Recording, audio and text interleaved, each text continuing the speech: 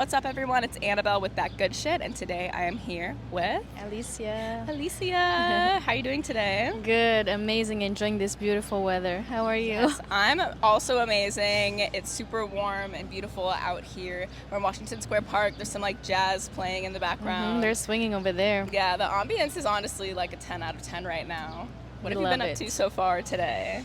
I worked on some music as usual, and then, took a little walk and had some lunch and came here. Yeah. Beautiful. Well, I'm so excited to be able to talk with you today, especially have the That Good Shit audience be introduced to you if they're not familiar with you already. Can you give us like just a quick little spark notes on who you are and what you do? I am a producer, writer, musician, arranger, artist now. And yeah, I do music, and I'm a music lover, obviously, and I think a cool person. Yeah.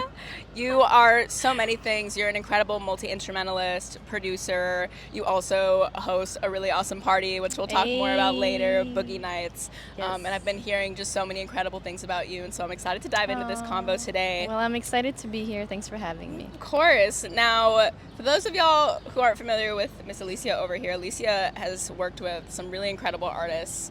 We've got some collaborators include, Anderson .Paak, KAYTRANADA, Bootsy Collins. You just put out a song with EARTHGANG, which is really amazing. Mark Ronson, BJ the Chicago Kid, Coco Jones. You've worked with countless legends.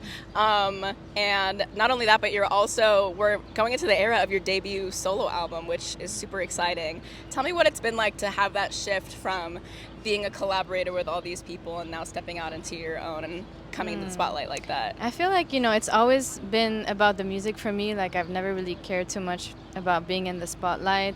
Right. I just always loved making music. Totally. And played bass for a long time and instruments, and then shift to more like producing and stuff. And yeah, I was just like always about the music, and it just kind of felt natural because people around me was like, oh, like, why don't you like start putting on your own stuff out? And also like, when you work with certain artists, I feel like they have their own like visions for whatever the album should be, and sometimes certain song don't fit a specific project or something. So I was like, what if I made like an album, project that is really kind of like this like sonic world that I am envisioning, and also kind of like curating it in a cool way. Like you mentioned, this song that just came out features EARTHGANG and Nile Rodgers. So legendary. So that was so much fun to do, taking risks and doing stuff That's like super that. exciting. Yeah. Tell me a little bit about the types of sounds and like influences and vibes we can look forward to from the projects. I know funk music is a huge inspiration for you, but yeah, give me the whole landscape of sound we can anticipate from the album. I mean, I feel like I've obviously, when I fell in love with music, I was listening to a lot of like funk and soul and R&B from like the 70s era, obviously rooted in funk, especially like Bootsy Collins, P-Funk, and Brothers Johnson, and then Prince, and then all like, so many bands and stuff. But so that was kind of like really what made me connect with and really fall in love with music. And yeah, obviously like, these are like kind of the influences, but I think the album really just reflects, I always say that it's hard to like describe it a certain style because it has different influences from different styles. Totally. But yeah, it's unique sound, and you'll see. I'm excited to see what it holds for us. Are there any particular songs on the album that you're most excited to see the light of day and for people to hear? Oh, definitely. Can't talk too much about it. Right. Right. But yeah, like you said, like this was just kind of like the beginning, the first single that was released in partnership with Amazon Music. So Amazon Music original, and then it will see the life in the outside world on the other platforms and stuff. But this was kind of like the beginning, and I was like, let me see a little bit how people react, and it's been really amazing, like very well received. So I'm really excited to release more. Yes, the world will soon see. The world will see what she's talking about, and we'll all know. I'm curious, taking it back to the very beginning, like what's your first memory of loving music? I feel like first memory, it was probably like, so I started playing piano when I was like 4, around the age of 4 or 5 Wow. years old. So I was like, I remember I was like I felt so connected when I was like playing. And I was classically trained, so it was, obviously like Chopin, that kind of stuff, which a lot of people don't know. They think I started on bass, but it was actually piano first. But that's kind of when I felt really connected. And then I remember the moment I was like, oh my God, this is really it for me, was I think I heard one of Michael's songs from like Thriller. And I was like, wow, this is just, and then Prince at the same time. And that was kind of going on the radio and stuff. And I just felt so, and my sister and brother, they were also listening to music, and, so, and in my household and everything. So I was always surrounded by music. So, yeah. Yeah. It's a bit vague, but no, it makes sense. I mean, it's like, sometimes it's clear when someone is really born to do something. Yeah. And it sounds like that's the case with you, like 4 years old, immediately playing the piano. How do you feel like learning piano first, like, kind of affected, like, how you make music now? I don't know. I feel like it really kind of trained my ear probably, like, early on, because I was learning everything by memory. I hated reading. So in a sense, maybe it kind of developed my ear or something. Yeah. I would say, because then it felt really natural way later on when I started like on bass and keys and everything else, like more in that world and synths and stuff. Like I felt like whenever I was learning something, it was very like, or transcribing something, it was, I remembered like everything pretty naturally. So if anything, that I would say. I learned piano for like 3 or 4 years, and then I quit, but I still can like lightly read music and play some chords, and I feel like I've been able to like pick up some other instruments and have a general idea of what's going on. So I feel like piano does give you a very good foundational knowledge of just like kind of what's going on. Okay, next time you're gonna come back to Spaceship. Yeah. And we'll jam. Yeah, we'll do a little jam. I can play a couple chords. Yes. What's your first memory of making something you were really proud of? Something I was very mostly proud of. A song or? Yeah, a song, like something musical. It could be a song or just like a sound or just something musical you made that you were really proud of. I must say, like, actually this song I just released, I was really proud of, not only like musically and sonically. I really felt like I had achieved sonically what I really was resonating with for this specific song. Because sometimes as producers, like you can hear the vibe and everything and you just have a vision in mind, but then it's that extra step of turning it into a reality and sonically. So that, but also like just connecting these types of artists together, I thought was really cool, acknowledging the great, Nile Rodgers and the legend, who paved the way for music for a lot of, and influenced so many people like us. So, and then EARTHGANG, so different vibes. So yeah, I was really proud of that. Yeah. It came to life. I mean, it traveled the world. It's a very international song because I started it in LA, then brought it to Atlanta with the guys, and then we recorded at Abbey Roads with Nile, and then back in New York for post-production I worked on, so yeah. Oh, this song has like such a cool story behind it, and it really is like so uniquely curated. I was so excited to see Nile Rodgers and EARTHGANG on a song together. Yes. Like that's unexpected in the most beautiful way. Thank you. Yeah, they killed it. I definitely want to talk to you about working on the No Worries album. I have the No Worries logo tattooed on my lower back. No way. You want to see it? Yes. Hold on. Oh my God. Whoa, that's insane. I got the No Worries tramp stamp when the album dropped because that's how much I love them and I love that album. Wow. Well, shout out to Anderson .Paak. Shout out. And Knowledge. They've been killing it for so long. Tell me about, oh, sorry, I cut you off. No. I was just shouting them out because, I mean, obviously, I've been working with Anderson for a while, and he brought me onto different projects, and we've collaborated a lot for different things. And that was one of those things where he was working on the album and he was like, oh, I got this song like idea. We started with Knowledge, and yeah, that was kind of like a vibe. He sent it to me, and then I added bass, and yeah. And that was on More of It, right? Yeah, exactly. Yeah. Yeah. Incredible But song. they're so talented. I love, everything they've done together. And obviously Anderson has become, a great friend and collaborator, and it's the best. Yeah, the best. Yes. Outside of More of It, what is your favorite No Worries song? I love Where Do I Go? Oh yeah, Yeah. classic. It's a great song. And I'm trying to remember the name. There's another one, Daydreaming, it's called? Yeah, Daydreaming. Can't forget you. Yeah. Hey, I Great love that song. one. I love Yeah. kisses. Yeah. Yeah, those guys make timeless music, truly. And speaking of timeless, that's also an album you worked on with KAYTRANADA. Yes. Tell me about your Yeah. experience working on that one. Yeah, so that was another one that Anderson brought me to work with him on that. So basically, I think, obviously KAYTRANADA, the great KAYTRANADA, and Anderson had worked on a bunch of stuff together. And we were just in the studio, and he had this like loop that KAYTRANADA sent over, and he was trying to go somewhere musically with it.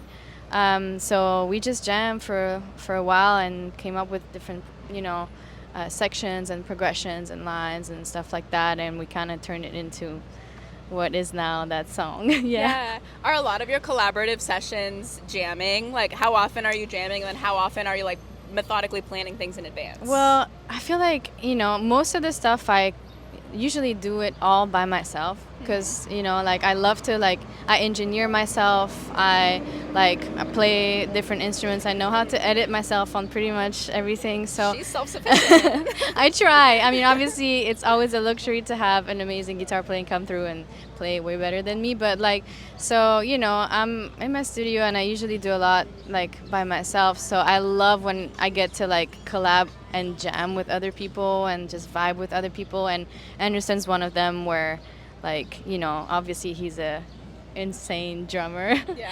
And super cool, to kind of jam on with other musicians and stuff. It's always fun.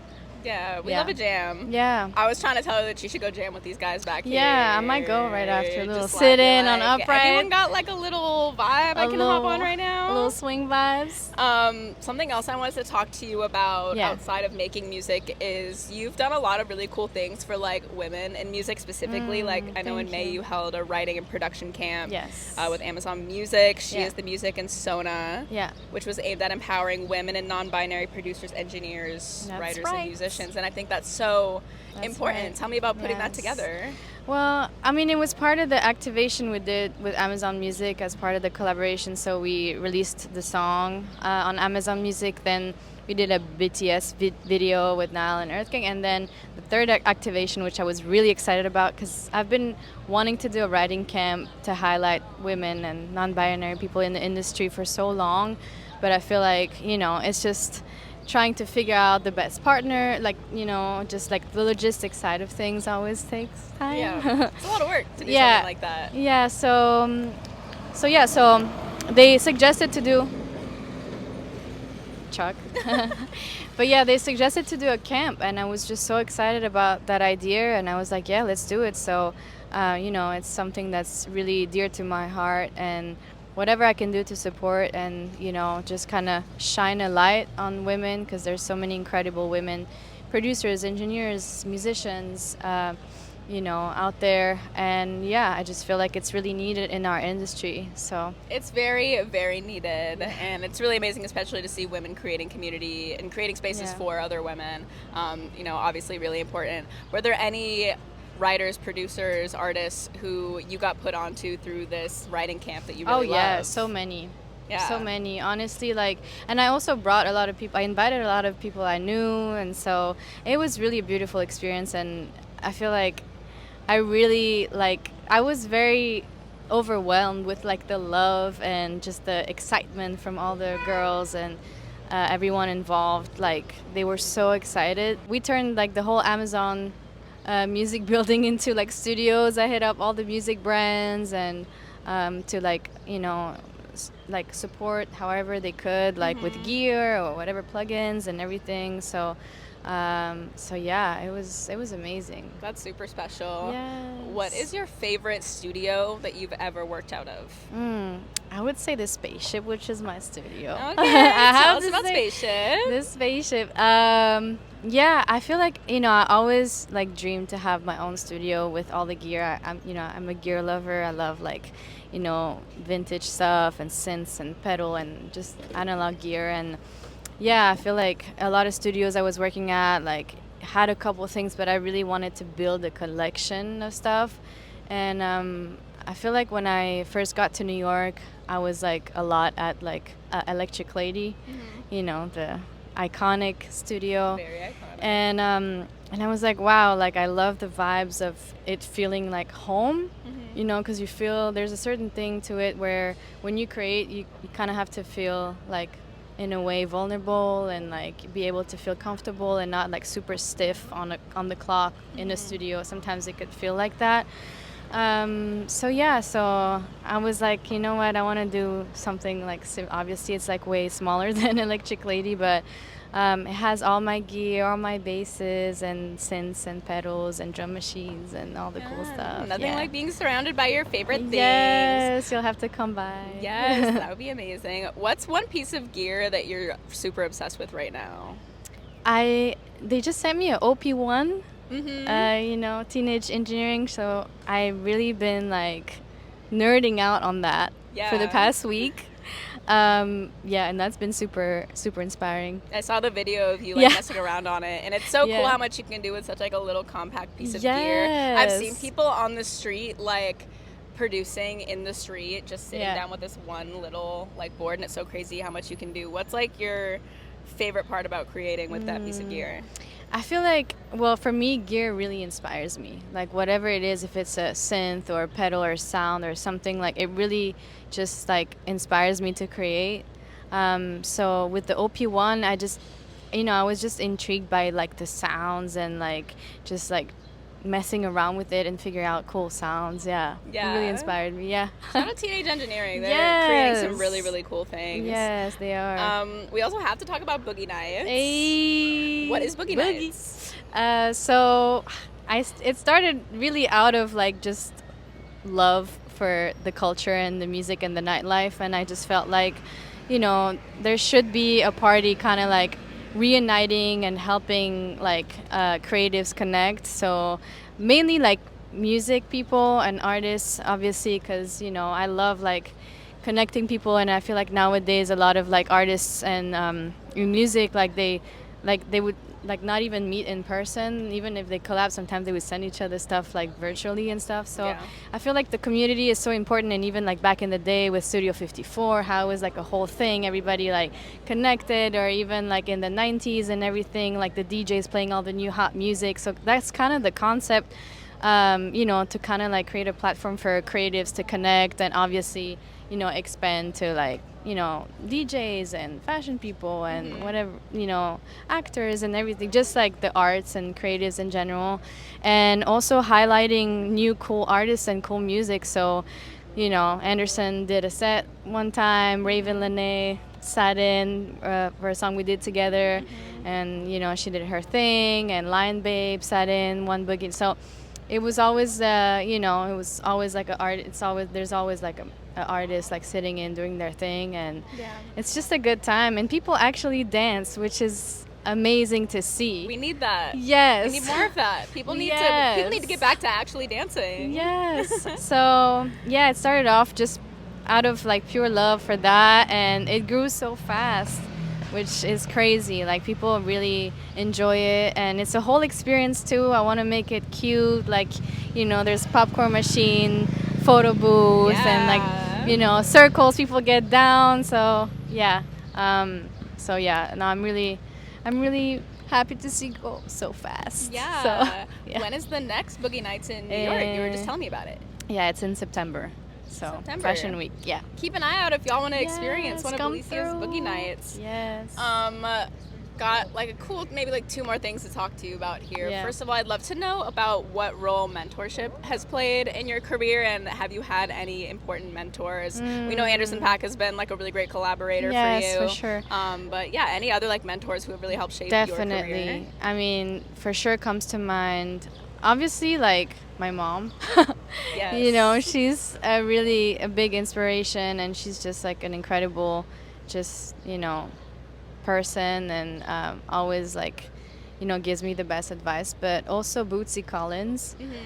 He's been a big mentor of mine from, you know, a long time, and I actually produced like one of his albums, and that's when we started like working together back then. And he really like, you know, gave me so many pieces of advice that I will always carry with me forever, and just like life lessons, and just his energy. And yeah, I actually just saw him in LA like when I was there like a couple weeks ago, and he's always, you know, so positive and so full of like gems to share, and yeah, full of incredible knowledge. And also like I love his vibe of, you know, not taking things like not too seriously, in the sense of having a good sense of like, you know, humor, and, you know, and it's always been fun when we created music and everything. So, you know, that's a big thing. I feel like as music people, sometimes like when it becomes our job, like we're so, you know, locked in, we can get frustrated with something, and we're stuck on something. And, you know, that's something big that I always carry with me. Like, remember to have fun when you make music. Like, remember why you started in the first place, and that love and passion. Very important to keep that in mind, for sure. Last thing I want to ask you about, is it true that Prince once DM'd you on Twitter? Yes, it's true. Yes. Tell me the story. Yeah, I couldn't believe it, because I wasn't really using Twitter at all. I just had an account, and I wasn't really posting like that, still not. But it's crazy. One day I opened Twitter, and I just see Prince, and I'm like, okay, this is definitely not him. It's probably someone, you know, a prank or something. Right. And yeah, and he just DM'd me saying that he saw my videos, because I had uploaded like bass covers of like The Time and his stuff, and he said, yeah, I saw everything you're doing, like, you know, confidentially speaking, like, obviously, like, keep doing your thing, and would love to meet and jam and all of that. And that's when, after that, I got a call to go to Paisley Park and everything. So but yeah, that was crazy when I opened it. At first I thought it was fake, and then I asked a few friends who played with him, and yeah, they were like, no, he does his own DMs, and that's definitely him. And I was like, oh my god. Yeah, that's like a crazy, unique experience to have. How many people can say they've gotten that DM from Prince? Like, probably not that many. It's crazy, but yeah. That was that the story. the legend. Aww, R.I.P. to the GOAT. No, definitely. Well, I also love to know what you're listening to right now. Like, what's on your playlist? Oh my god, I feel like I'm listening to music 24/7, and I listen to so many different things, because I love, like, when people ask me like what inspires you, like, music really inspires me. So I really listen to a lot of different types of stuff, but obviously blasting that new Laven Cali. Shout out. Okay, but yeah, new stuff. Also, I'm really excited about the new stuff that's coming out. And I listen to a lot of like 70s stuff, really. Yeah. Like, you know, a lot of that stuff. But I've been into also like kind of like rock fusion type of stuff. And yeah. What about you? What have I been listening to? I've been listening to a lot of dance music, electronic music, a lot of jungle music. Yeah. I really love like Nia Archives, all the stuff going on in the UK right now. I love the new Pink Pantheress album. They're having a wave. Yeah, I love that. So I've just been listening to a lot of like UK hip hop and UK electronic music. Yeah. Yeah. Oh yeah. You'll have to send me some of that. Yeah, I'll send you some playlists yeah, too. Let's I make love each making other playlists. A playlist. Yes. What's the last playlist that you made? I actually started one 2 days ago. I make a playlist probably a week. Nice. And I love making playlists for people too. But I started a couple of days ago with one that is like fusion rock. So love. You were also just nominated this past year for Producer of the Year at the Grammys, which is enormous. Insane. And I don't remember the exact number. I believe you're like the 6th woman ever, yeah. 9th woman ever to receive that nomination for non-classical, which is like Yes. unbelievable. Tell me about that and what that means to you. Yes. I mean, first of all, I was like so shocked and so honored, and I feel like I've been behind the scenes for so many years, and it was so nice to like just take a moment and just really, you know, take that in.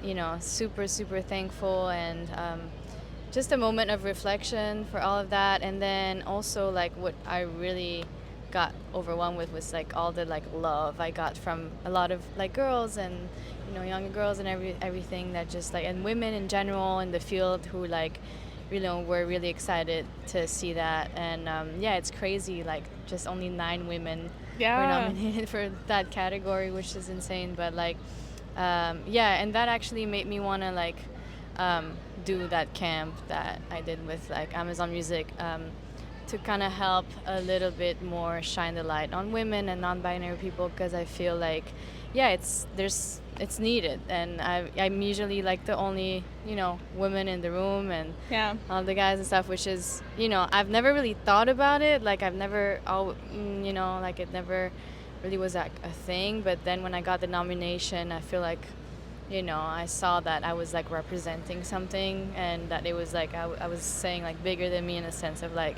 you know, I was like holding it down for just like all the badass ladies out there that are doing their thing. And yeah, so yeah, no, that's a major moment for all women in music, like just to be able to see you achieve something like that. What do you have to say to all the young female and non-binary producers out there who hope to achieve something similar one day? I feel like keep doing you, keep believing in yourself, and, you know, keep going, because, you know, you never know where it's gonna lead in your career. And for me, I would have never thought I would be here today, you know, if I wouldn't have kept going and believed in myself. So yeah.